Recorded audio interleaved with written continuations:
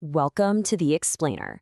Okay, today we are going to tackle something that, let's be honest, can be super confusing for just about everyone: Social Security.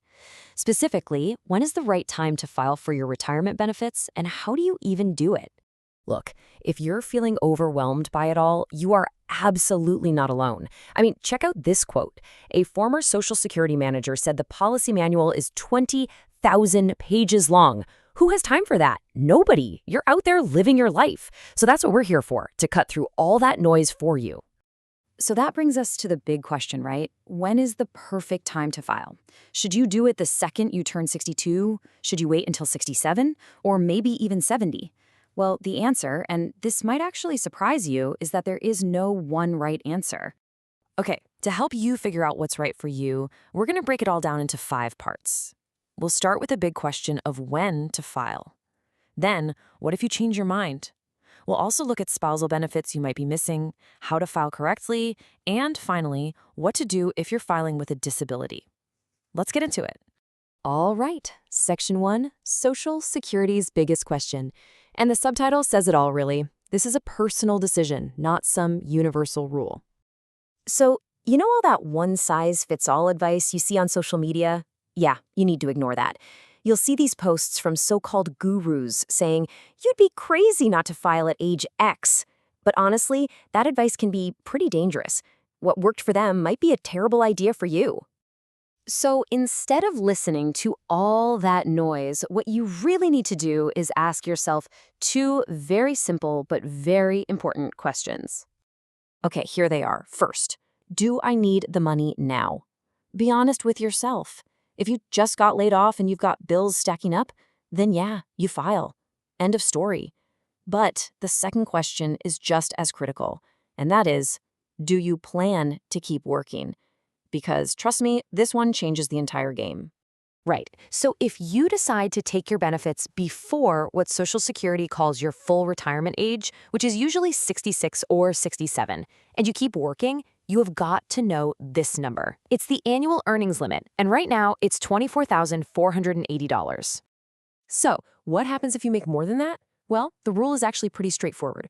For every $2 you earn over that limit, Social Security holds back $1 from your benefits. Let's make that real. Say you earn about 34 grand. That's $10,000 over the limit. Social Security is going to hold back $5,000 of your benefits for the year. Now, you get that money back later, but it kind of defeats the purpose of filing early if you need the cash now, right? This is why your work plans are so important. Okay, but wait, there's this really interesting little exception that applies only in your first year. It's called the monthly earnings limit. So imagine this. You work from January to June, making good money way over the annual limit. Then you retire for good. Well, Social Security doesn't care what you made in the first half of the year. For the rest of the year, from July to December, as long as you earn less than this monthly limit, $2,040, you'll still get your full benefit check each of those months. It's a great rule to know about. All right, next section. What if you change your mind?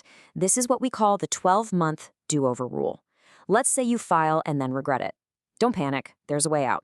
So here's how it works. You've got a full 12-month window from when you first get benefits to basically get a do-over.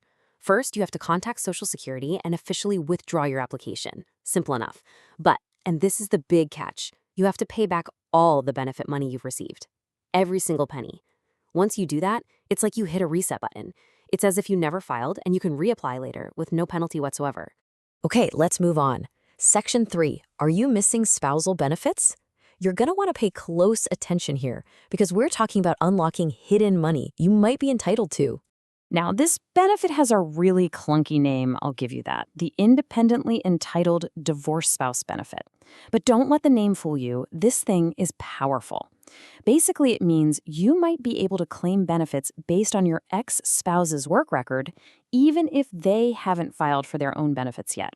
This is a huge myth. So many people think, well, my ex hasn't filed, so I can't. That is absolutely 100% wrong. So could this apply to you? Let's run through the checklist. First, were you married for 10 years or more? Second, have you been divorced for at least 2 years? Third, is your ex-spouse at least 62? And finally, are you currently unmarried? If you can say yes to all 4 of those, you need to seriously look into this. It could be a game changer. Okay, on to our next section. how to file correctly. Think of this as your pre-flight checklist before you hit that submit button. Social Security really, really wants you to file online, and that's fine, but you've got to make sure you don't mess it up. Okay, 3 things you absolutely have to do. Number 1, and this is probably the most important, check your official earnings record online. If there's a mistake there, your benefit amount could be wrong forever. Seriously. Number 2, be very specific about the exact month you want your checks to start. And third, make sure you're actually filing for all the benefits you're eligible for. Spousal, Survivor, whatever it is. You don't want to leave any money on the table.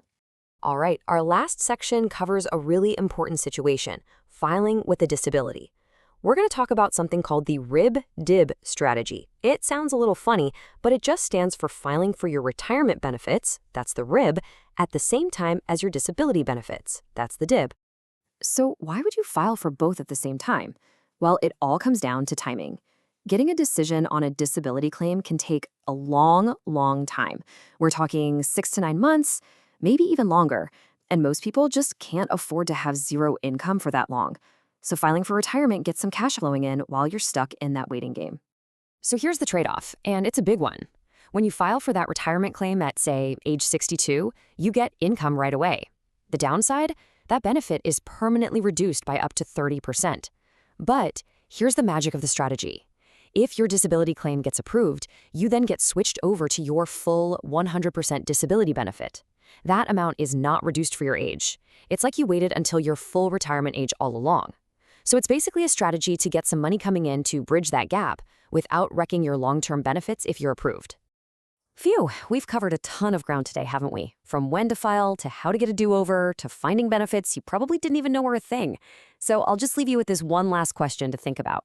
Are you absolutely certain you found every single dollar that you're entitled to? It's definitely worth checking. Thanks for joining me.